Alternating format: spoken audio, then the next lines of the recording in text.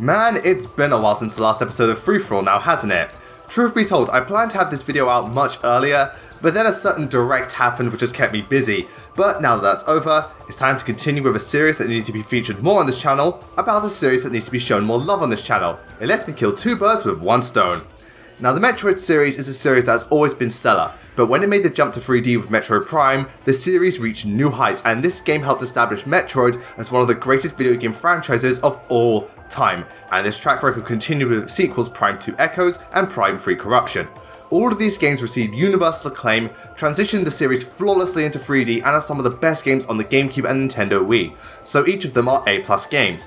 But which of the three is the best? Well, that's why we're here today, so strap on your Varia suit, prepare your plasma beam, and have your scan visors on standby, as these three games go head to head in order to see which Metroid is the prime of this trilogy. For this episode of 3FORALL, I shall be judging the games on 7 different categories: story and characters, gameplay and level design, graphics and art style, music or soundtrack, boss battles, difficulty, and finally, replay value. Like with every episode, first place of each round gets 3 points, second place gets 2 points, and third place only gets 1 point, and whoever has the most points at the end is the winner. Naturally, this is just my opinion, and before we begin, I want to make it clear that I don't hate any of these games. In fact, I love the Prime series. I replay these games very often, and they are some of the best games in the entire Metroid series, so don't think I don't like these games when the loser is announced. I'm just comparing them to see which are the best. And with all that cleared up, it's time for us to venture forth into the realms of the third dimension, as these 3 games stand as some of the best games in the entire franchise, but only one of them will be the game that is truly a Metroid Prime.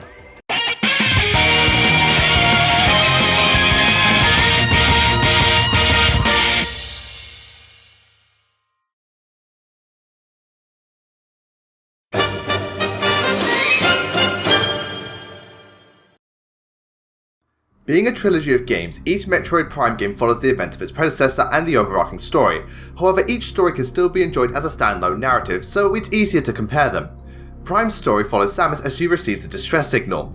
After exploring the frigate Orpheon and encountering a resurrected Meta Ridley, Samus follows her nemesis down to the planet Talon 4, and once she lands, her main objective is to reach the impact crater and discover the source of a mysterious deadly substance known as Phazon.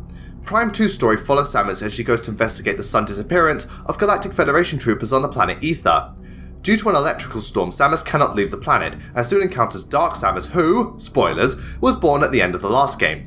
On top of that, after meeting with the being Umos, he explains that the planet has been split into both a light and a dark half, so Samus must now restore the energy from the light world in order to destroy the dark world and stop Dark Samus from spreading more Phazon.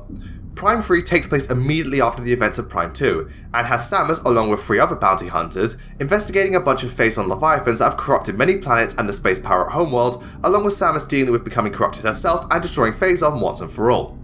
Each of these games' stories are good in my eyes, and like typical Metroid fashion, a lot of the story is told through its atmosphere, and by scanning the environment, you can learn more about the world and its lore. In terms of which is the best, I'm going to give this one to Corruption. Story-wise, it's about on par with the other two, however this game has much more characters in it, and the characters themselves really add to the world of Metroid and make it feel more alive. I really like the 300s, especially Rundus, and generally the narrative in Prime 3 is the most engaging of the 3 to me. Prime 2 comes in second since I like the light world dark world concept, and the way Dark Samus is a constant threat in the narrative helps to keep things interesting. Prime comes in last since while the lore is probably the best of the 3 games, the story itself is otherwise non-existent for the most part, and while having no one to talk to as to the atmosphere, it also makes for a rather uninteresting story. So the winner of the first round is Metroid Prime 3.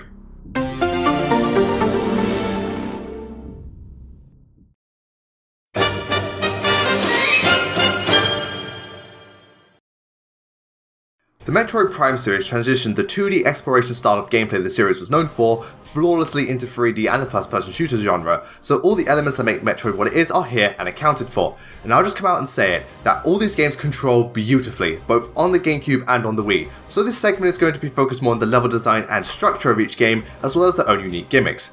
With this in mind, once again Prime 3 is the winner.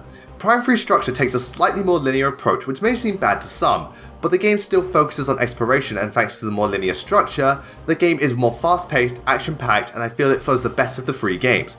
On top of that, because the game is broken up into multiple planets instead of one big one, there's a lot more variety to the level design and no area overstays its welcome or becomes boring. I will say the motion controls are overused and sometimes the game gets rather gung-ho about things, but I still find it to be the best in terms of gameplay overall. Prime comes in second, as while the game does feel a bit more traditional in terms of Metroid tropes and not having too many standout features, it is very well structured and each area of the game has a very nice blend of both action, puzzle solving and exploration. It also has a more open-ended structure that gives the player a lot of freedom to traverse how they see fit. The level design is also very strong, with each area providing different types of challenges and being an overall good time. The only exception to this being the phase on mines, which I feel drags after a bit and becomes rather dull and tedious towards the end. Prime 2 comes in last, since while the level design is solid and has more variety than Prime 1, there's a huge amount of backtracking in this game and after a while it can become very tedious. On top of that, the game is very puzzle heavy due to constantly switching between the light and the dark world, and while some of the puzzles are great, others are just a chore, and overall, Prime 2, while fun for the most part, definitely has its dull moments, and the general pacing of this game is very slow, not helped by the vast amounts of backtracking, so once again, Corruption comes out on top.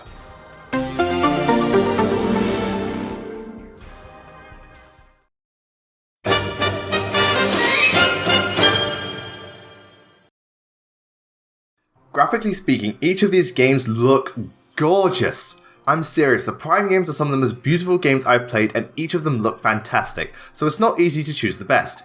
However, in this case, I'm giving this round to Prime. Despite being an early Gamecube title, Metroid Prime still holds up incredibly well, and the way it brought the world of Metroid into 3D is masterfully done. I will admit the character models are slightly dated and it's not as visually striking as the other two Prime games, but what this game has over the other two is its atmosphere. Metroid Prime's atmosphere is something to truly be marveled at. The way in which it establishes the type of isolated environment and how it tells most of its story from the visuals alone is something you really have to experience, and Metroid Prime has an atmosphere that almost no other video game can rival. If you want an example of this, just look at the Fendrana drifts. God damn, this place is just beautiful. Second place is Corruption for having a lot of varied environments and great looking character models, as well as having the best use of particle effects, lighting, colours and so on, not to mention being in my opinion the best looking game on the Wii. Suck on that, Mario Galaxy! However, Corruption's environments can become rather cluttered and sometimes the game throws way too much at you at once in its more intense moments. Prime 2 comes in last since most of the game's environments look very bleak and dull, which to be fair is kind of the point of the game, but it still makes this game look rather bland. The only exception to this being the Sanctuary Fortress, which has a very Tron-like aesthetic to it and personally, I think is the best looking area in the game, but it still doesn't make up for the overall bleak look of Prime 2, so the visual prime of this series goes to Metroid Prime.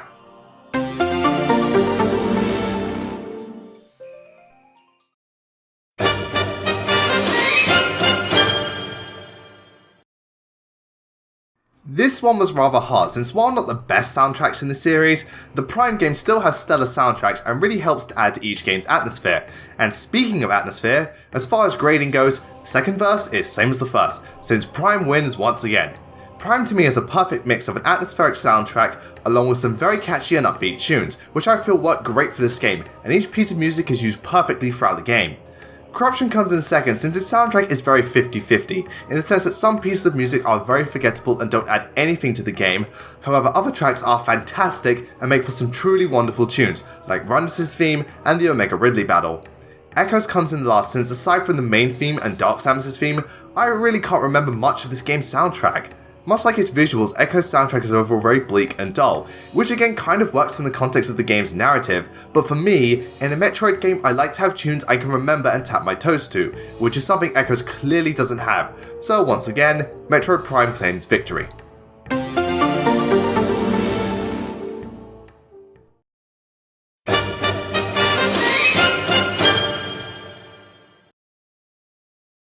I've already said that jumping to 3D took the Metroid series to a whole new level, and holy shit did the boss fights reach a new level of epic, because these are some of the biggest and baddest bosses in the entire series, and no other Metroid game has been able to deliver the type of rush and excitement as the Prime games have when it comes to boss fights.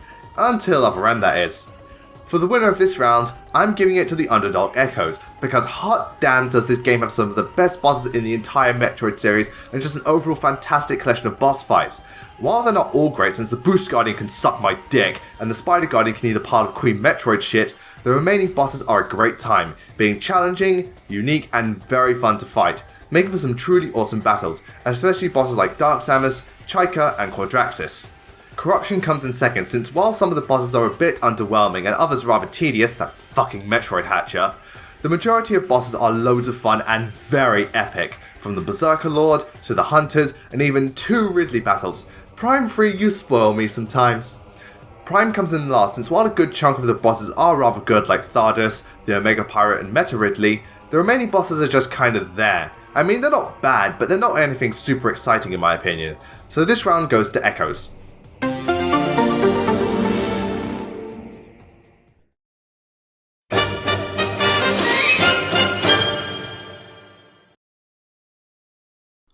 On the subject of difficulty, Metroid is an interesting topic, since most games are rather middle of the road for a normal playthrough, but when you go for a 100% completion, then things can drastically change for each game.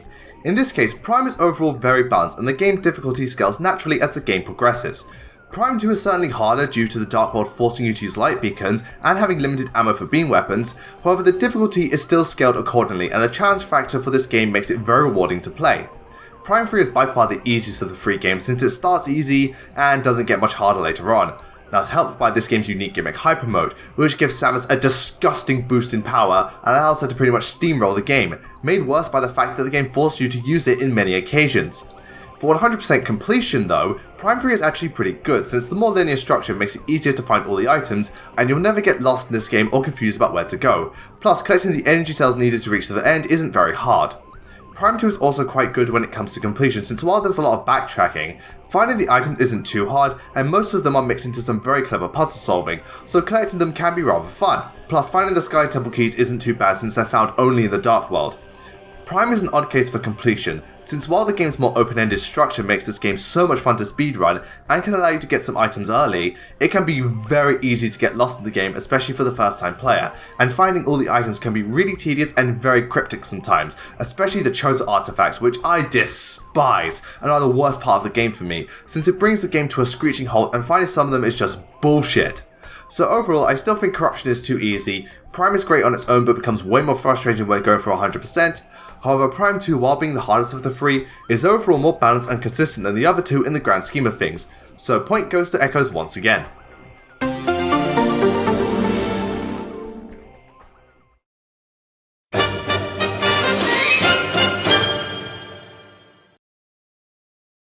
The Metroid Prime games are overall much meatier than the 2D games, and a standard playthrough should last you about 7 to 10 hours if you go for 100%, so most of the replay value is to do with whether or not you like to speedrun the games and if you're into 100% completion. In this case, I think Prime 3 has the best replay value. This is mainly because for one thing, you can earn credits to spend on unlockables by scanning enemies, environments and data logs, which gives you the incentive to play the game multiple times, and the fact that the more action-packed and linear structure of the game makes this game easier to 100% and it becomes even more fun every time I play it. Neither Prime 1 or 2 have the credit system unless you count the Trilogy versions, so in this case it's more about which game is more fun to play repeatedly, and I feel Prime is more worthwhile since it's better for speedrunning and sequence breaking, not to mention it doesn't have nearly as many dull moments as Prime 2 that you have to slog through every time. While Prime gets annoying when going from 100% and Prime 2 also has multiplayer, the overall journey is more fun and Prime 2's multiplayer is so bare bones it's not even worth talking about, so the winner of the final round is Corruption.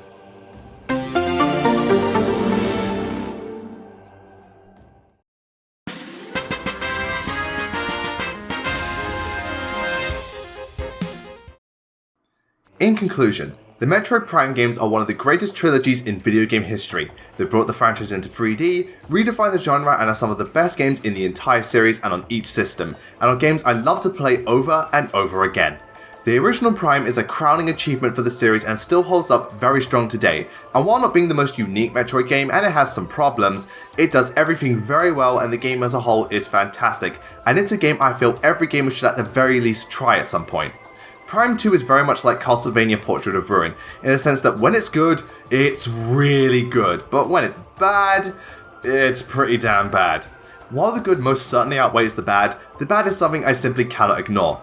Prime 3 Corruption to me is the ultimate Metroid Prime game. Yes, it's rather easy, yes the controls can be gimmicky at times, and yes the game is a bit too action heavy at points, all the other elements like the different planets and level design, the structure of the game, the story and the characters, the environment, the music, the process of 100% in the game, just about everything in this game is done so well and makes for one of the best video game experiences ever, and easily the best game in the Prime trilogy. So the winner of this episode of 3FORALL and the best game of the 3 is Metroid Prime 3 Corruption.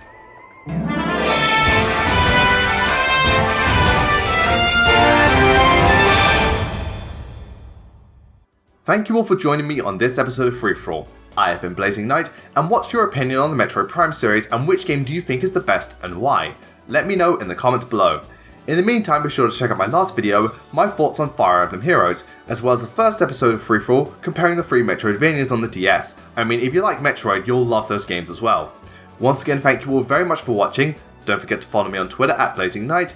Also, don't forget to follow me on Amino to see posts and lists not featured on my channel, or just have a friendly chat with me. Anyway, that's it from me. I'll see you all next time.